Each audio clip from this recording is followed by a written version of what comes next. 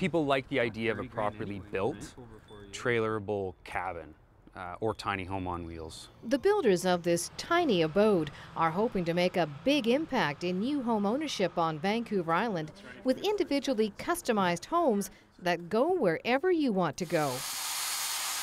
I've been working for the last 5 seasons at a fishing lodge in Bamfield. And running the fishing lodge, I definitely had lots of time to myself, lots of time in my own head. But you start to realize you want kind of more simple things. You know, maybe it's our generation, I'm not sure. So I started thinking and looking into these units, these tiny homes and the whole movement.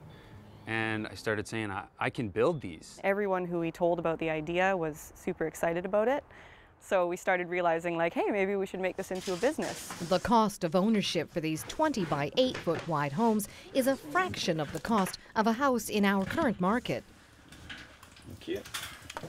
Starting at, on the lower end, you know, $37,000, and that's with everything, all insulation, all framing, roof, siding, fixtures, flooring, loft, all plumbing, wiring, electrical. They are, after all, a fraction of the size, but those who want to live in them often have a different outlook. I can barely even touch the ceiling. Which is nice because a lot of people feel like it's going to be cloistered, but it's totally not. Simplicity. I've been a, what's the term, pack rat my entire life. I've stuff.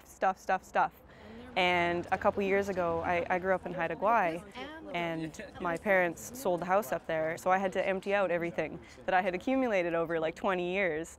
Realized how much that actually weighs on you emotionally, having stuff. If you could have a fully contained house and get rid of all your junk that you don't really need, you know, things start to get a little bit more clear. Your cost of living goes down. And if you're not having to pay all these bills, you can work less and, you know, do what you want to do. The units are fully wrapped in weather protection products, insulated and built with pressure-treated lumber, all to BC building codes.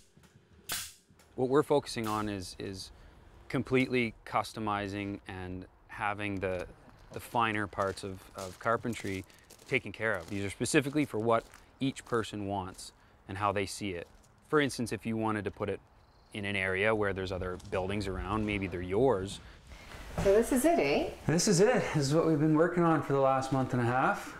These can be built with the same siding as your house, with the same roof line, with the same shingles, you know, so it looks like an accessory dwelling unit. Minimizing your footprint and inhabiting such a small space requires innovation to make it a workable living arrangement with a bathroom, a kitchen, a living room, and even a bedroom. Whatever the people want, we can put in a propane cooktop. Fridge can go here or under here, and then if people want a larger fridge, of course, you can have a stand up. And this is one of many different layouts and designs. It depends on the buyer's purpose. Makes a big difference when you step inside with having the vaulted ceiling and just that headspace on there. Yeah. It really is very airy. Yeah, open and bright. Their initial target market was a university student who can spend over $30,000 on rent during a 4-year graduate program. So what we started thinking about was leasing opportunities and lines of credit.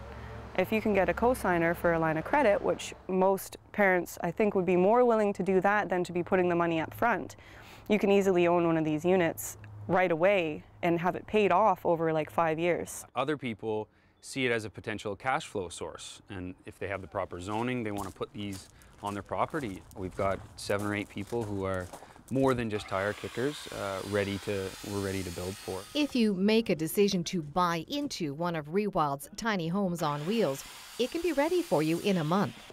You just have to research where you can legally park it and put down some roots. In Nanaimo, I'm Annette Lucas.